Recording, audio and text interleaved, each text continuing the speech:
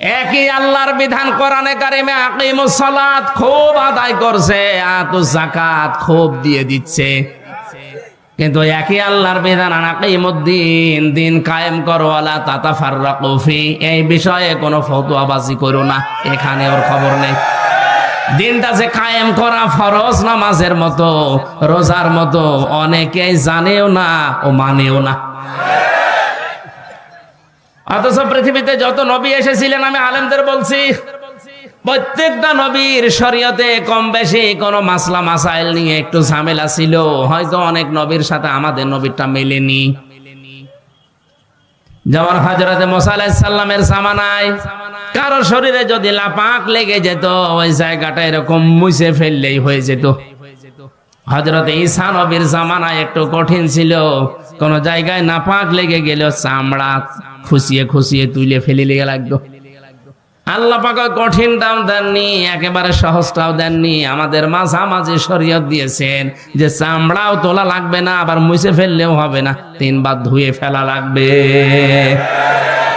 হ্যাঁ, এই যে মাসলা মাসালে হয়তো বিভিন্ন নিয়ম নীতি নিয়ে মতপার্থক্য ছিল, কিন্তু আদম থেকে শুরু করে আমাদের নবী পর্যন্ত প্রত্যেকের মিশন একটাই ছিল, আনাকিমুদ্দিন ওয়ালা তাতাফাররাকু ফি, নামাজ যেভাবে কায়েম করো, রোজা যেভাবে ফরজ মনে করে করো, দিন কায়েম করা কিন্তু ঠিক ওই রকম ফরজ। আর এই বিষয়ে কোনো পার্থক্য, মত পার্থক্য, ফতোয়াবাজি, দলাদলি চলবে না। আর যত দলাদলি মত পার্থক্য সব এই জায়গায় এসে,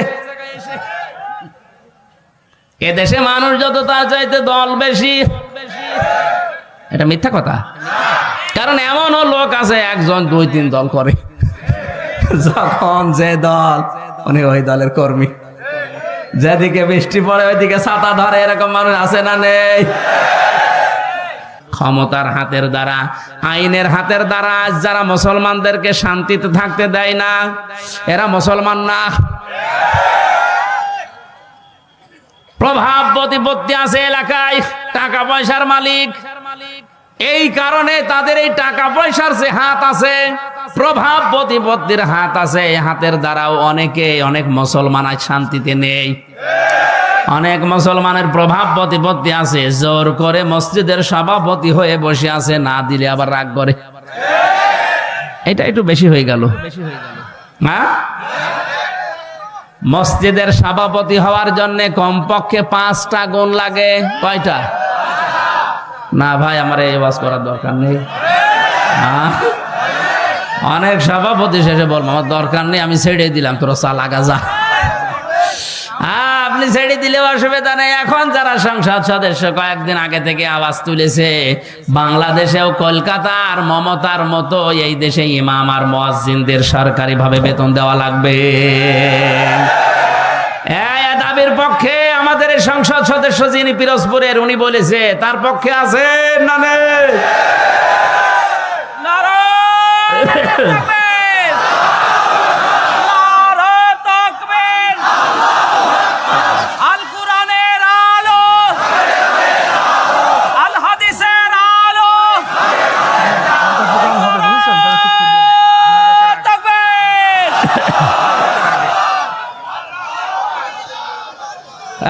পৌরসভার মেয়র যিনি আছেন, ড্রেন পরিষ্কার করে, টয়লেট পরিষ্কার করে, তার যদি বেতন দেওয়া যায় 3 লক্ষ 3.5 লক্ষ, মসজিদের ইমামের বেতন আর মুয়াজ্জিনের বেতন দিতে গেলে আমাদের প্রধানমন্ত্রী পারবে না।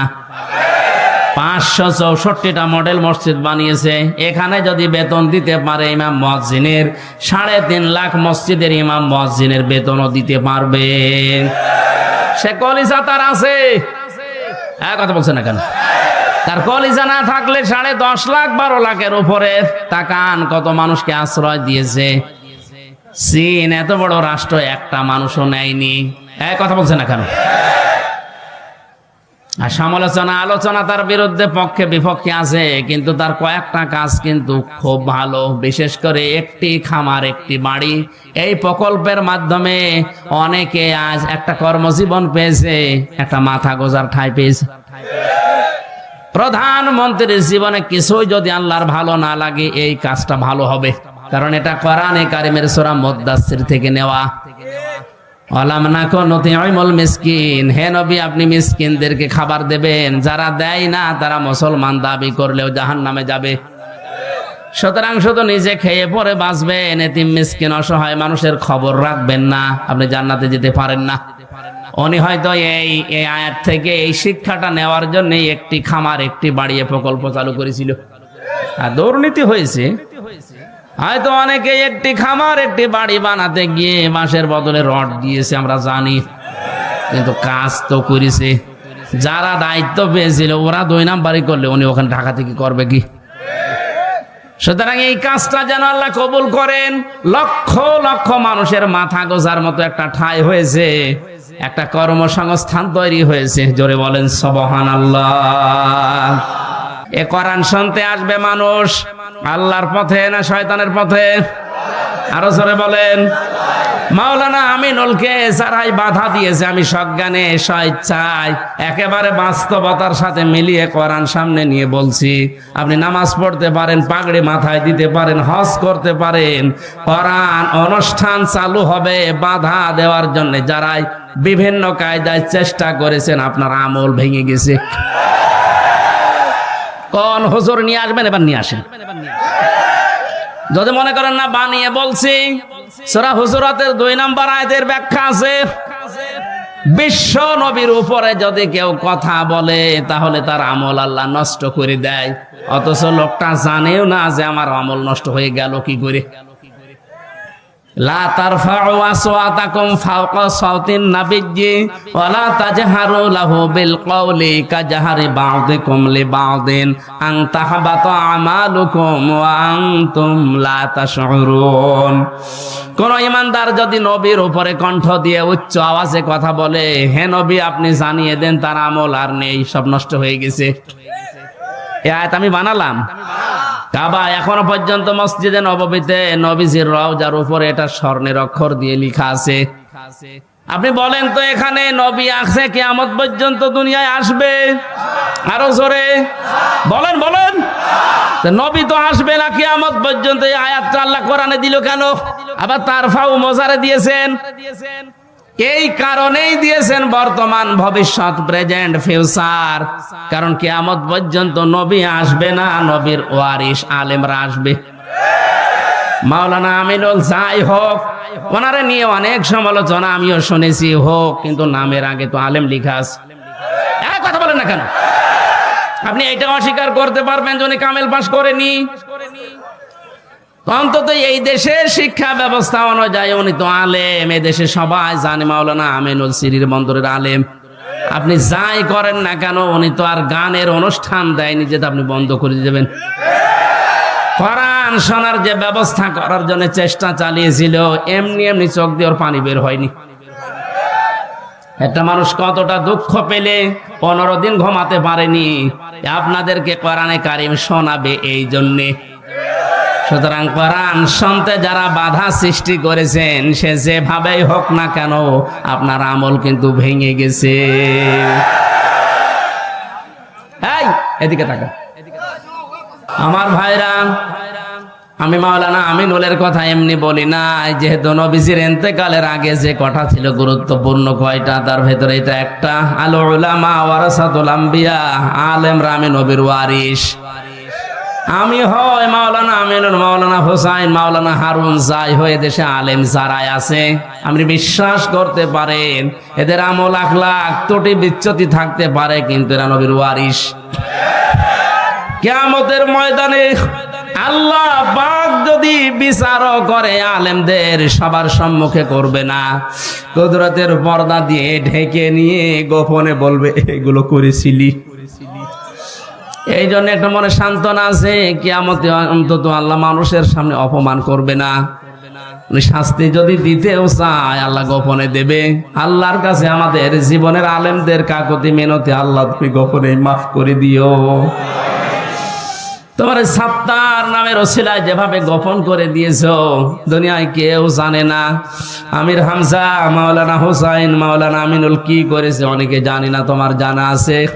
কিয়ামতে যেদিন বিচার বসাবে, আল্লাহ কুদরতের ওই জায়গাতে যেন তুমি গোপনেই মাফ করে দাও। আমার ভাইরা, এই জন্য ওনার উপরে যদি কেউ কণ্ঠস্বর নিয়ে কথা বলেন, ওনার আমল লাখ লাখ যাই থাকুক না কেন, আপনারটা কিন্তু আল্লাহ নষ্ট করে দেবে। অনেকেই আমরা জানি যে অজু করলে অজু ভেঙে যায় 7টা কারণে, নামাজ পড়লে নামাজ ভেঙে যায় 19টা কারণে। কথা বলে না কেন? ঈমান আনলে ঈমান ভেঙে যায় 10টা কারণে। এখানে যত মানুষ বসে আছে শুধু বিজ্ঞ আলেম গুলো বাদ দিয়ে যদি জিজ্ঞাসা করা হয়, ভালো ভালো মুসল্লি পর্যন্ত বলতে পারবে না যে ঈমান ভাঙার যে 10টা কারণ। পারবে না? ওর মনে নেই। ঈমানও ভেঙে যায়, মানুষের আমলও ভেঙে যায়। এখন যদি বলেন আমলের আবার হাত পা আছে নাকি ভেঙে যায়, হ্যাঁ আমল ভাঙে। আমল কিভাবে ভাঙে আমি বলবো। এই এলাকায় যদি কারো আমল এরকম থাকে, ভেঙে গেলে আমার কিছু করার নেই। আল্লাযীনা কাফারু ওয়া সাদ্দু আন সাবিলিল্লাহি আযাল্লা আমালাহুম। সূরা মুহাম্মাদের প্রথম আয়াতে আল্লাহ জানিয়েছেন, যারা কুফরি করে আর যারা আল্লাহর পথে বাধা সৃষ্টি করে, আযাল্লা ইউদিল্লু বাবে ইফআল, বাংলা অর্থ দাঁড়িয়েছে আমলের বহুবচন আমাল। কোন মানুষ যদি কুফরি করে আর আল্লাহর পথে বাধা সৃষ্টি করে, সে যেভাবে হোক ওর জীবনের পেছনের আমল আল্লাহ সব নষ্ট করে দিয়েছে, ভেঙে ফেলেছে। নামাজ ভেঙে যাওয়ার কারণ আমরা জানলাম কয়টা? 19টা। কয়টা? ওযু ভেঙে যাওয়ার কারণ কয়টা? আমল ভেঙে যাওয়ার কারণ কয়টা? 2টা। আন্দাজে শুনছে। সূরা মুহাম্মাদের প্রথম আয়াত দলিল দিলাম না যে 2টা? কথা বলেন না কেন? পৃথিবীর যে কোনো জিনিস আপনি দেখবেন সেটা নষ্ট হয়ে যাওয়া, ভেঙে যাওয়ার একটা পথ আছে। আমাদের যে আমল আছে, আমল ভেঙে যায় এই কারণে, নামাজ ভেঙে যায় এই কারণে, রোজা ভেঙে যায় এই কারণে, হজ ভেঙে যায় এই কারণে, যাকাত নষ্ট হয়ে যায় এই কারণে। যাকাত দেওয়ার জায়গা আছে 8টা। কয়টা? এই 8টা বাদ দিয়ে যদি মানুষ 9 নাম্বার জায়গায় দেয়, তাহলে ওই যাকাত ভেঙে যাবে, নষ্ট হয়ে যাবে। জান্নাত যাওয়ার জন্য যেটা আসল দরকার ঈমান, ঈমানও মাঝে মাঝে ভেঙে যায়। আসতে বলেন। ঈমান ভাঙে না? ঈমান ভাঙার কারণ 10টা। কয়টা? আমি সংক্ষেপে আপনাকে লিখে নেওয়ার জন্য বলছি, কাজে লাগবে লিখেন। ঈমানও মানুষের ভেঙে যায়। 1 নম্বরে সূরা জুমারের 65 নাম্বার আয়াতের দলিলটা আছে। আমি শুধু থিওরি গুলো বলছি, বাড়িতে মিলিয়ে নিয়েন। 1 নম্বরে দুনিয়ায় কেউ যদি শিরিক করে, তার ঈমান ভেঙে যায়, নষ্ট হয়ে যায়। ওই ঈমান নিয়ে জান্নাতে যাওয়া সম্ভব না। 2 নম্বরে কেউ যদি কুফরি করে, কুফরি মানে কি? ঢেকে ফেলা। কুফরি মানে অস্বীকার করা, ঢাকনা দেওয়া, চেপে রাখা, গোপন করা। আল্লাহর কোন বিধান জানার পরে যদি কেউ চেপে রাখে, গোপন করে, সে উপকার আনতে কাফের, তারও ঈমান ভেঙে গেছে। আর এটা বাংলাদেশে এখন বেশি। আমি ঈমান ভাঙার যে 10টা কারণ বলেছি, লিখে নেওয়ার জন্য যাদেরকে লিখে নিয়েছেন, হয়তো 3 নম্বরে নেফাক, যাদের ভেতরে আছে মুনাফিকি, উপরে ফিটফাট, ভেতরে সদরঘাট, আপনার ঈমান ভেঙে গেছে।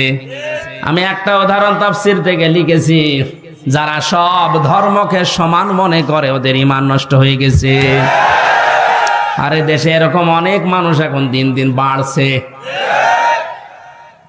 সব ধর্ম সমান আপনি বিশ্বাস করা তো দূরের কথা, আপনি বলেন কি করে?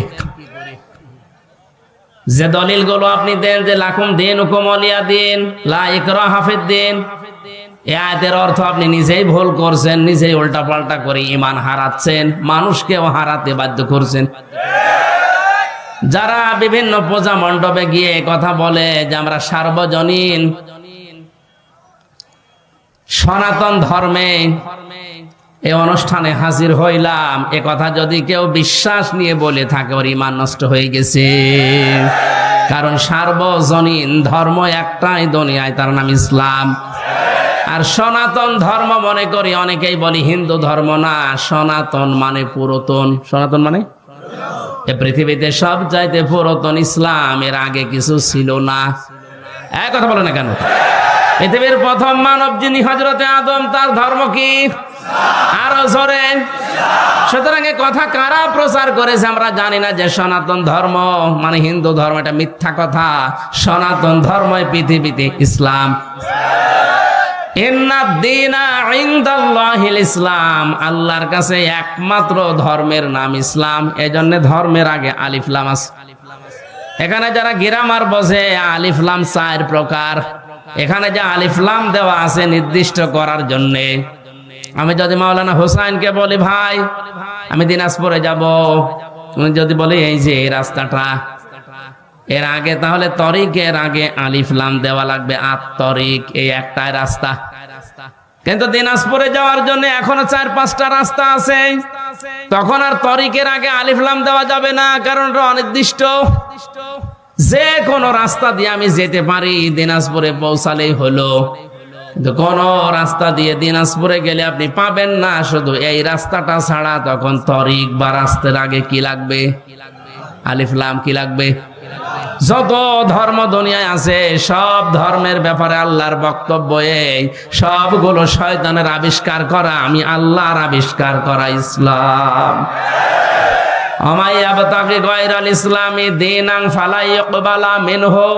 ইসলাম বাদ দিয়ে অন্য কোন ধর্ম নিয়ে, অন্য কোন জীবন ব্যবস্থা নিয়ে কেউ যদি আল্লাহকে রাজি করতে চায়, ওর জীবনের কোনো কিছু আল্লাহ কবুল করছে না, করবে না। তাহলে আয়াতগুলো দ্বারা কি প্রমাণ হয়? সব ধর্ম সমান। আরো জোরে। অনেকে এখন ফতোয়া বের করছে যে আমরা উদারতা দেখাতে গিয়ে বলি, আপনি কি আল্লাহর চাইতে বেশি উদার? আশা করছি এটা যারা ভুল বুঝে হোক আর জেনে শুনে হোক ষড়যন্ত্র করে বলছেন, আপনার ঈমান ভেঙে গেছে। 4 নম্বরে, নবী ছাড়া যারা অন্য কারো আদর্শ ভালো মনে করে। কয়েকদিন আগে একটা জরিপ পেয়েছিলাম, এদেশে বিশ্ব নবীকে একমাত্র আদর্শ মেনে চলে মাত্র 100 জনের 15 জন।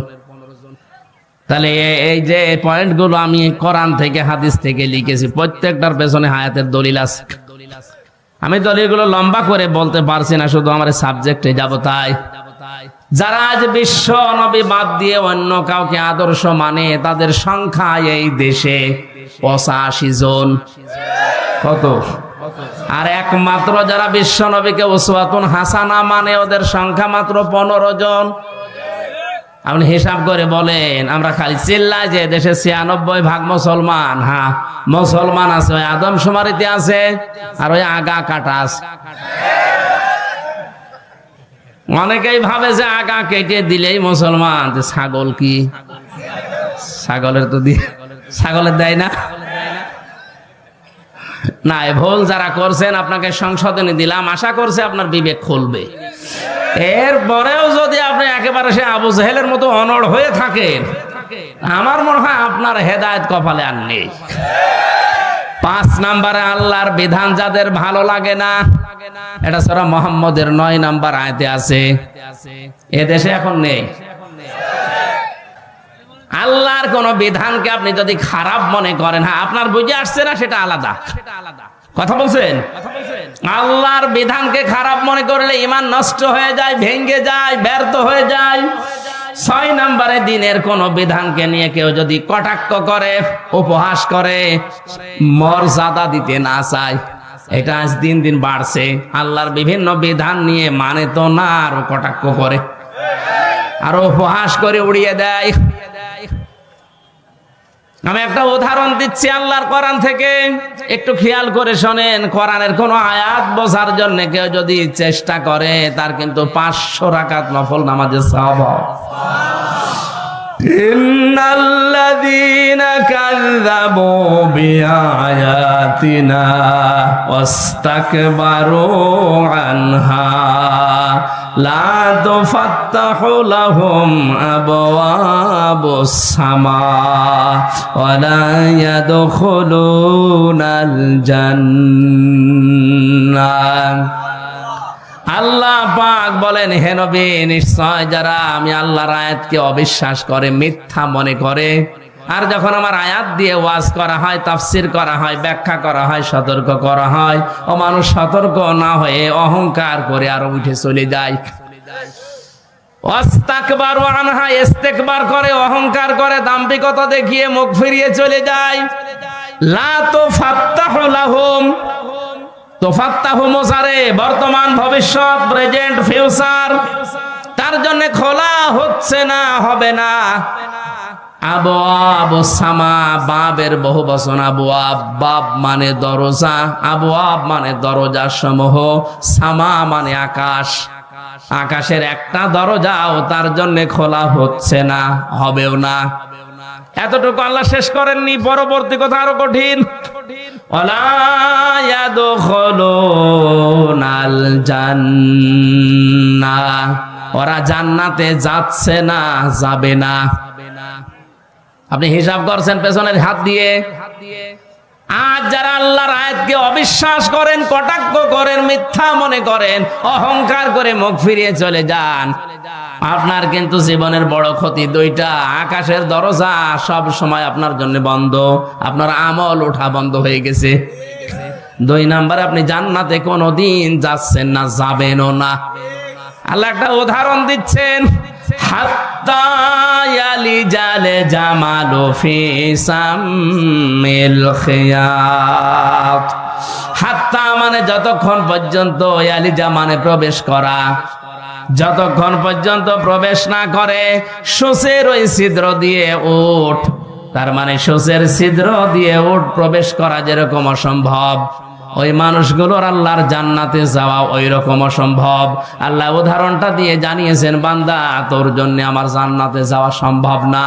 সুতরাং আল্লাহর আয়াত নিয়ে যারা কটূক্তি করছেন, তারা থামেন, আপনার জন্য জান্নাতে যাওয়া সূচের ছিদ্র দিয়ে উট যাওয়ার মতো কঠিন। আল্লাহ শেষ করে দিলে হয়তো আমি বলতাম না, এর পরবর্তী কথা আরো কঠিন। ওয়াকাযালিকা নাজিসিল মুজরিমিন, আল্লাহ বলেন এইভাবে করে আমি পাপিষ্ঠদেরকে শাস্তি দেব। লাহুম মিন জাহান্নামা মিহাদু ওয়া মিন ফাওকিহিম গাওয়াশ ওয়াকাযালিকা নাজিসিজ যালিমিন। এই যে মানুষগুলো যারা আল্লাহর আয়াত নিয়ে, আল্লাহর কোরআন নিয়ে, আল্লাহর বিধান নিয়ে কটূক্তি করে, উপহাস করে, এরা নামাজ পড়তে পারে, রোজা রাখতে পারে, দাড়ি রাখতে পারে, মারা যাওয়ার সঙ্গে সঙ্গে আমি আল্লাহ কবরটা জাহান্নাম বানিয়ে দেব।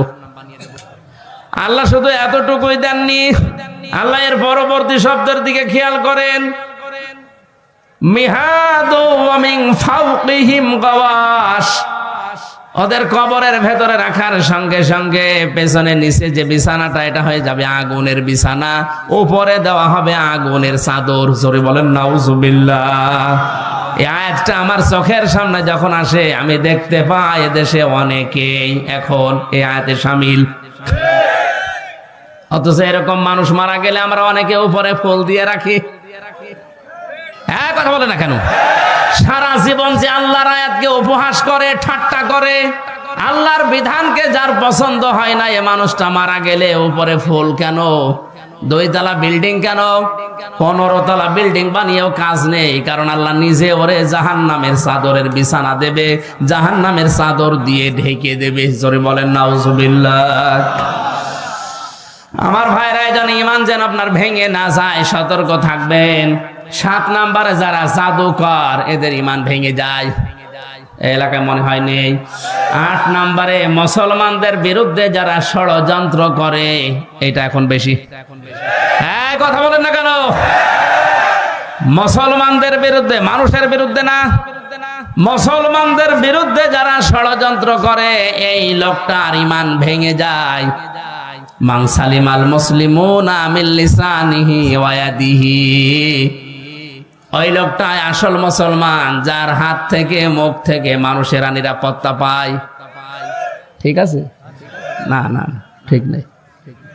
এই আপনি কি শোনেন? এভাবে শুনলে তো হবে না। আমি অর্থ করলাম কি, আপনি বলছেন ঠিক আছে। মান সালিমাল মুসলিমুনা মিন লিসানিহি ওয়া ইয়াদিহি, ওই লোকটাই প্রকৃত মুসলমান, যার হাত থেকে, মুখ থেকে মানুষেরা শান্তি পায়। ঠিক আছে? হয়নি। কি শোনে ওরা, আলেম বলে। আরে ভাই, শব্দের দিকে খেয়াল করে শুনবেন, আমার ভুল হলে ধরে দেবেন। এমনি এমনি আপনি স্টেজে বসে আছেন। না না না, হয়নি। এখানে কিন্তু এই জন্যই তাফসীর মাহফিলে আসা লাগে, সূক্ষ্ম কিছু শব্দ যেগুলো ক্লাসে পাওয়া যায় না, এই শব্দগুলো গবেষণা করে বের করা লাগে। কোন মানুষ যদি মানুষ হয়ে মানুষের উপরে জুলুম করে, তার বিরুদ্ধে কিন্তু আল্লাহর মামলা আছে, এটা আলাদা বিষয়। সূরা শুরার 42 নম্বর আয়াতে আল্লাহ দলিল দিয়েছেন, ইন্নামাস সাবিলু আলাল্লাযিনা ইয়াজলিমুনান নাস। আমি আল্লাহর মামলা, আমি আল্লাহর অভিযোগ তাদের বিরুদ্ধে যারা মানুষ হয়ে মানুষের উপরে জুলুম করে। আল্লাহ এখানে ইয়াজলিমুন আল মুসলিমুনা দেয়নি, দিয়েছে ইয়াজলিমুনান। বলেন বলেন, হিন্দু কি মানুষ না? খ্রিস্টান, ইহুদি? তাহলে মানুষ পদবাচ্যে যারা বিবেচিত, সে যে ধর্মের হোক, ওর উপরে কেউ যদি জুলুম করে, তার অধিকার নষ্ট করে, তার বিরুদ্ধে মামলা কার? এটা আলাদা বিষয়। কিন্তু এখানে আল্লাহর নবী নাস শব্দ দেননি, দিয়েছেন মুসলিমুনা। কি দিয়েছেন? আমি এইটা বোঝানোর জন্যই বলছিলাম, ওই লোকটাই আল্লাহর কাছে প্রকৃত মুসলিম, যার হাতের দ্বারা আর মুখের দ্বারা মুসলমানেরা নিরাপত্তা পায়। আপনি কেমন মুসলমান? আপনার হাতের দ্বারা আর মুখের দ্বারা মুসলমানেরা শান্তিতে থাকে না, আর আতঙ্কে থাকে। এখানে ইয়াদি মানে এই হাত শুধু না, ক্ষমতার হাত, কথা বলেন, আইনের হাত, টাকা পয়সার হাত, প্রভাব প্রতিপত্তির হাত, এই হাতও হতে পারে। এক একটা শব্দের প্রায় 33টার উপরে অর্থ আছে, সর্বনিম্ন 33টা, উপরে 99টা। যেখানে যেই শব্দটা খাটবে, অ্যাপ্রোপ্রিয়েট হবে, ওইটা ওই জায়গায় আপনাকে লাগানো লাগবে। এই জন্য তাফসীর করতে গেলে এক শব্দের একাধিক অর্থ আপনার জানা থাকতে হয়, না একটা শব্দের একটা অর্থ জেনে যদি শুরু করতে চান, আপনি উলটপালট করে ফেলবেন। কোরআনে কারিমে আল্লাহ দরবা দিয়েছেন, দরবা মানে আমাদের সে মিজান মন সাহেবে পড়িয়েছে, দরবা মানে আঘাত করা, দরবা মানে মারা। অথচ তাফসীরের ভাষায় 33টার উপরে শব্দ আছে। দরবা মানে দৃষ্টান্ত দেওয়া, দরবা মানে সফর করা। আমার সবগুলো এখন মনে নেই, আমার যতটুকু আয়াত আছে আমি মিলাতে পারি কোরআন পড়তে গেলে, যে এই জায়গায় দৃষ্টান্ত হবে, এই জায়গায় সফর করা হবে, এই জায়গায় মারা হবে। আমি যদি ওই মারাটাই জেনে রাখতাম, অর্থ করতে পারতাম। আমি কিন্তু শিক্ষা দেওয়ার জন্য যে জায়গায় ছিলাম ওখানে ফিরে যাচ্ছি। যে মানুষগুলো কাউকে মুসলমানদের বিরুদ্ধে ষড়যন্ত্রে লাগিয়ে দেয়, এই লোকটার মুসলমান থাকে না, ঈমান ভেঙে যায়। 9 নম্বরে, কাউকে যদি কেউ ইসলামের ঊর্ধ্বে মনে করে, ওর ঈমান নষ্ট হয়ে যায়। আমি এই শব্দটা আর বলবো না। কাউকে আপনি ইসলামের ঊর্ধ্বে মনে করতে পারবেন না, এমনকি নবীজিও না। কারণ নবীজি ইসলামের প্রচারক ছিলেন, ইসলামের খাদেম ছিলেন। বিশ্ব নবীকে যখন পাথর দিয়ে দিয়ে মেরে মেরে রক্তাক্ত করে ফেলে রাখতো, জিবরাইল এসে পাথরগুলো সরিয়ে বড় একটা পাথরেরকে বলতেন তুলা হয়ে যাও, তোলার মতো নরম করে ওখানে যখন শুয়ে দিতেন, জিবরাইলকে নবীজি বলে, ভাই আমার কি কাজ? নবীজিকে আল্লাহ শুনিয়েছেন, ফেরেশতা বলে দাও যে দিনের জন্য নবীকে পাঠিয়েছি, ওই দিনের জন্য মার খেয়েছে। সকাল বেলা থেকে মোহাম্মদ রাসূলুল্লাহর ওই দিনের প্রচার করাই কাজ। তাহলে দিনের মর্যাদা কত বেশি ইসলামের। এজন্য ইসলামের ঊর্ধ্বে কাউকে মনে করা যাবে না, সে যেই হোক। কথা বুঝতেছেন? আমার কাছে আগে ইসলাম, আমি মুসলিম হিসাবে, এরপরে অন্য কিছু। 10 নম্বরে, ইসলামের কোন বিধানকে যারা ঘৃণা করে, এটা সূরা সেজদার 22 নম্বর আয়াতের ব্যাখ্যায় পাবেন। তাহলে আমি বলছিলাম দুনিয়াতে অনেক কিছু আছে যেগুলো করলে হয় না, ভেঙে নষ্ট হয়ে যায়। এই পৃথিবীতে শয়তানের যে বন্ধু, এই বন্ধু কিন্তু ভেঙে যায়। শয়তানের সাথে যারা বন্ধুত্ব করে, এই বন্ধুত্ব ভেঙে ফেলার বুদ্ধি আছে না নেই? আমরা যারা শয়তানের সাথে বন্ধুত্ব করলাম, এই যে অপচয় করে, অশ্লীলতা ছড়ায়, যৌনতা ছড়ায়, নবীদের, তার মানে নবীর ওয়ারিসদের মুখের উপরে জোরে কথা বলে, আল্লাহর পথে চলতে বাধা দেয়, এগুলো সব শয়তানের কাজ। কার কাজ? আল্লাহ আমাদেরকে হেফাজত করুন, বলেন আমিন। সূরা জুমার মাত্র 2টা আয়াত পড়েছিলাম।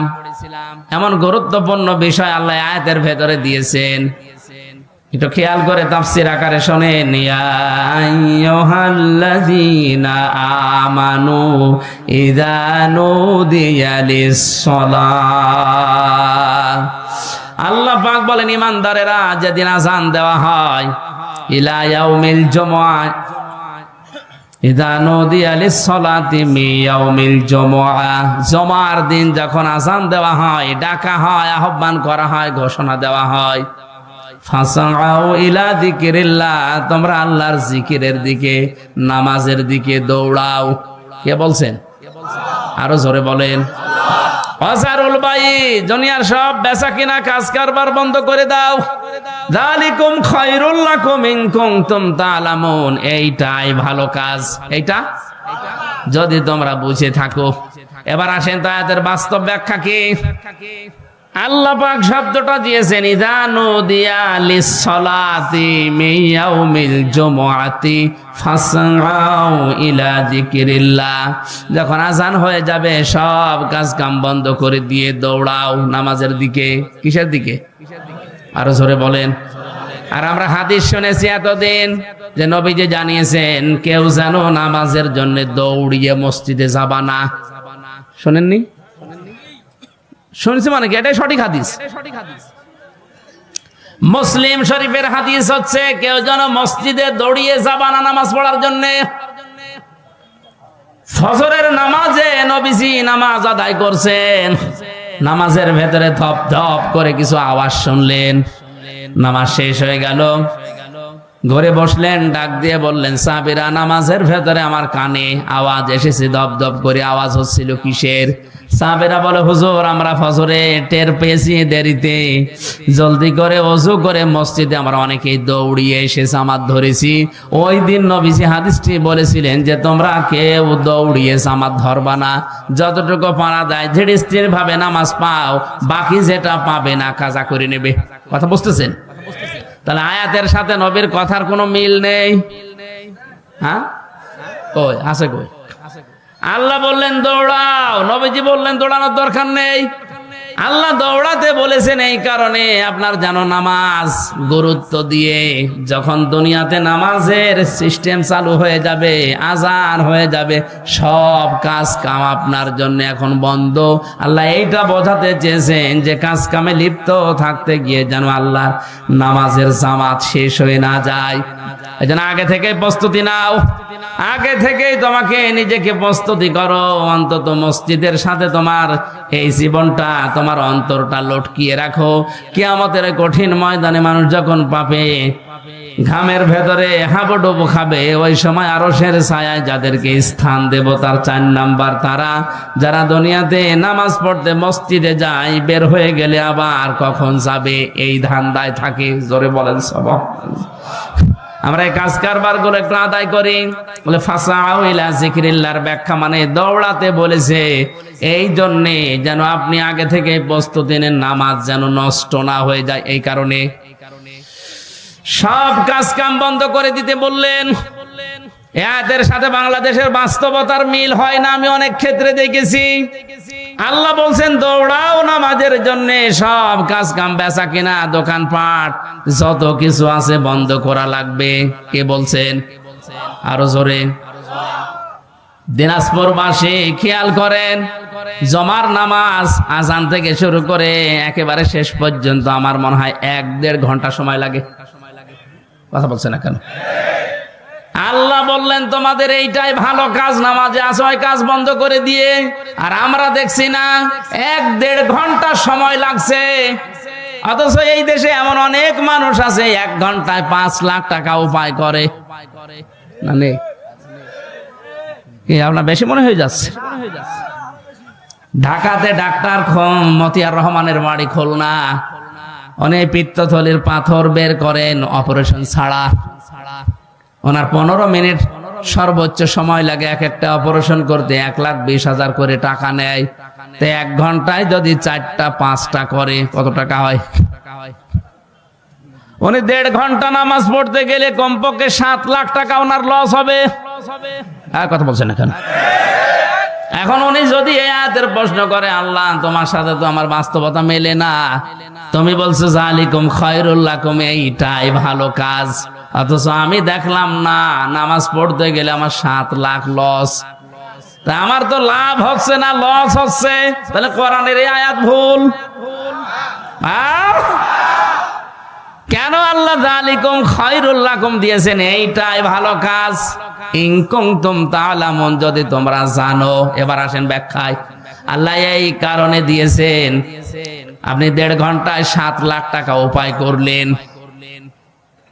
যে সমাজে নামাজ নেই, নামাজের শিক্ষা নেই, হাসপাতাল থেকে অপারেশন করে 7 লক্ষ টাকা ব্যাগে নিয়ে আপনি ব্রিফকেসে ভরে যাচ্ছেন বাড়িতে, 1-1.5 কিলোমিটার দূরে মনে করেন বাড়ি।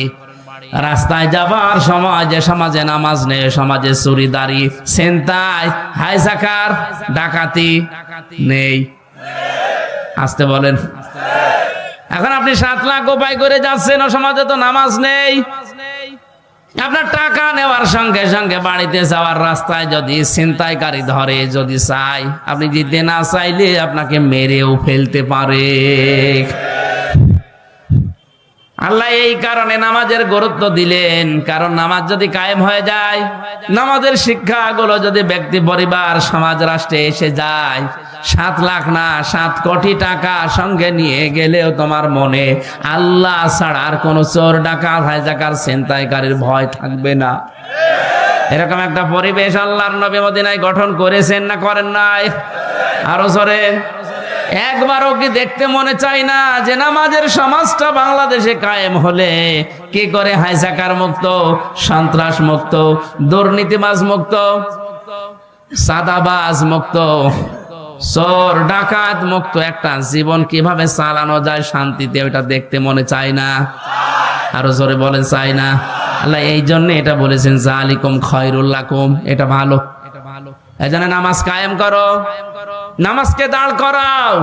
হ্যাঁ, নামাজ যখন পরিবারে, সমাজে, রাষ্ট্রে কায়েম হয়ে যাবে নামাজের শিক্ষাগুলো, তখন আর মসজিদে বসে থাকার দরকার নেই। ফাইদা কুদিয়াতিস সালাতু ফান্তাশিরু ফিল আরদি ওয়াবতাগু মিন ফাদলিল্লাহ। নামাজ যখন শেষ হয়ে গেছে, এখন আর মসজিদে থাকা যাবে না, এখন ছড়িয়ে যাও, ছিটিয়ে পড়ো, অনুসন্ধান করো আল্লাহর রিজিক। আল্লাহর কি? আরো জোরে। এতে বিধান হচ্ছে 2টা, একটা নামাজ পড়ো আর একটা ছড়িয়ে পড়ো। খেয়াল করেন, তাহলে নামাজও ফরজ, জমিনে হালাল রুজির জন্য চেষ্টা করা, কষ্ট করা। আরো জোরে। আল্লাহ কিন্তু নামাজের আগে ওয়াজকুরুল্লাহ দেননি, যে নামাজের আগে তোমরা আল্লাহর বেশি বেশি জিকির করো, বলেননি। কিন্তু ওয়াজকুরুল্লাহ কাসীরা দিয়েছেন, ওয়াবতাগু মিন ফাদলিল্লাহর আগে। তোমরা যখন অনুসন্ধান করতে যাবে রিজিক জমিনে, তখন কিন্তু আল্লাহর জিকির, আল্লাহর স্মরণ ভুলে যেও না, কারণ আমি আল্লাহ জানি নামাজে দাঁড়িয়ে মানুষ এমনি আমাকে ডাকবে। কিন্তু বাস্তবতায় গিয়ে, কর্মজীবনে গিয়ে, প্র্যাকটিক্যাল লাইফে গিয়ে যদি আমি আল্লাহর কথা মনে না থাকে, ওখানে দুর্নীতি হওয়ার সম্ভাবনা আছে না নেই? এই জন্য নামাজের ভেতরে অনেককে দেখা যায় কাকু কাঁদতেছে, নামাজের গুরুত্বও দিয়েছে, কিন্তু কর্মজীবনে যে এই জিকিরটা আর স্মরণ করে না, এই জন্যই ঘুষ খায়, সুদ খায়। আরো জোরে বলেন। ভার্সিটিতে থাকাকালীন একবার মাস্টার্সের সার্টিফিকেট নিয়ে আসতে গেছে, যার কাছে গেলাম, বললাম স্যার সই করে দেন একটা সিল মেরে। অনেক আমারে বলছে হামজা তাড়াতাড়ি কর। বলছে স্যার আমি তো তাড়াতাড়ি করছি। কিছুক্ষণ পরে আমার বলছে তাড়াতাড়ি কর, আমি জোহরের নামাজে জামাত ধরবো। আমি বলছি আমি তো তাড়াতাড়ি করছি, আমি গাড়ি ধরবো। মাথা নিচু করে বলছে 1000 টাকা বের কর। তো আপনি জামাত ধরবেন? কিসের জামাত আপনার? এইটাই আপনার আসল জামাত। সরকার আপনার কাছে 8টা ঘন্টা কিনে নিয়েছে, 45,000 টাকা বেতন আপনার। হ্যাঁ, কথা বলেন না কেন? আপনি মাত্র 10 মিনিট নামাজ পড়তে যাবেন শহরের, এই 10 মিনিটের জন্য এত তাড়াতাড়ি করছেন যে তাড়াতাড়ি কর, আমি জামাত ধরবো। তা আপনার যে 8 ঘন্টা জামাত এখানে চলছে, ছেলে মেয়েরা আসবে, সই করে সিল মেরে দেবেন, এইটাই আপনার জামাত। কথা বলেন না কেন? আল্লাহ এই জন্য বলেছেন কর্ম জীবনে যে যেন আমাকে ভুলেছেও না, আমার জিকিরটা ওই জায়গায় আরো বেশি করো, তাহলে এদেশে দুর্নীতি হবে না। আয়াতের শেষে ছিল লাআল্লাকুম তুফলিহুন, যদি এটা করতে পারো আমি আল্লাহ বলছি তোমরা সফল হয়ে যাবে। জোরে বলেন সুবহানাল্লাহ। এই জন্য আমরা যদি আল্লাহর রিজিক অনুগ্রহ পেতে চাই, আল্লাহর দয়া পেতে চাই, এদিকে তাকান, আল্লাহর অনুগ্রহ যদি কেউ পেতে চায় তাহলে জমিনে আসা লাগবে, আর আল্লাহর রহমত যদি কেউ পেতে চায় মসজিদে যাওয়া লাগবে। মসজিদে ওঠার সময় বলা হয় আল্লাহুম্মা আফতাহ লি আবওয়াবা রাহমাতিক, হে আল্লাহ তোমার রহমতের দরজা আমার জন্য খুলে দাও। কথা বলেন না কেন? আর যখন বের হয় মানুষ তখন কি চায়? আল্লাহুম্মা ইন্নী আসআলুকা মিন ফাদলিকা, এই যে ফজল অনুগ্রহ, হে আল্লাহ আমি তোমার কাছে আশা করি, চাই যে তুমি আমার রিজিক দাও, ফজল দাও। এখানে ফজল মানে রিজিক, ফজল মানে কি? তাহলে আমাদের কাজের সময় কাজ করা লাগবে, আর নামাজের সময় দুনিয়ার সব স্টপ, নামাজ পড়া লাগবে। এখন থেকে সিদ্ধান্ত নিয়ে যান, যত কঠিন পরিস্থিতি তৈরি হোক না কেন, ফরজ নামাজ আমি জীবনে আর ছেড়ে দেব না। হ্যাঁ, আমি আর চাই করি না কেন, ফরজ নামাজ, নামাজ শেষ হয়ে গেলে মসজিদে আর বসেও থাকবো না, কারণ আল্লাহর নির্দেশ ফান্তাশিরু ফিল আরদি ওয়াবতাগু মিন ফাদলিল্লাহ। নামাজ শেষ হয়ে গেছে, এখন জমিনে ছড়িয়ে পড়ো, এ নির্দেশ কার? নবীজি জানিয়েছেন আল কাসিবু হাবিবুল্লাহ, যারা কাজ করে খায় জমিনে, এরা সাধারণ মানুষ না, এরা আল্লাহর বন্ধু। আমরা আল্লাহর বন্ধু খোঁজার জন্য সেই চট্টগ্রামে যাই, বরিশালে যাই, সিলেটে যাই, ফরিদপুরে যাই। কে বলেছে ওগুলো আল্লাহর বন্ধু? যারা কাজ করে খায় না, বসে বসে খায়, ওগুলো আল্লাহর শত্রু। আল কাসিবু হাবিবুল্লাহ, যারা উপার্জন করে খায়, কাজ করে খায়, এরা কার বন্ধু? এই কাজটা যত ছোট হোক কোনো অসুবিধা নেই। এই যে মাইক টাঙিয়েছে যারা, এরাও কাজ করে খায়, রাস্তা ঝাড়ু দেয়, এরাও কাজ করে খায়। এই জন্য আয়াতের শিক্ষা হচ্ছে নামাজের সময় হয়ে গেলে দুনিয়ার সব আমার কাছ থেকে মাইনাস হয়ে যাবে। নামাজের সময় হয়ে গেলে দুনিয়া বলে আমার আর কিছু নেই, আমার এখন আল্লাহর বিধান সামনে, নামাজ শেষ, এখন আমাকে যাওয়া লাগবে কর্মজীবনে রিজিক তালাশ করার জন্যে। না, গলা বসে যাচ্ছে, কথা বললে সমস্যা। আপনারা এই দাম্পত্য জীবনের সমস্যা এবং সমাধান, নারীদের জন্য পুরুষের জন্য, দুইটা বই আমি জেলখানায় টুকে টুকে রেখেছিলাম, বাইরে এসে লিখেছি। একটা আছে মেয়েদের জন্য আছে, আপনারা কিনে মেয়েদেরকে পড়াবেন, অনেক উপকার হবে। আমার গলা বসে যাচ্ছে।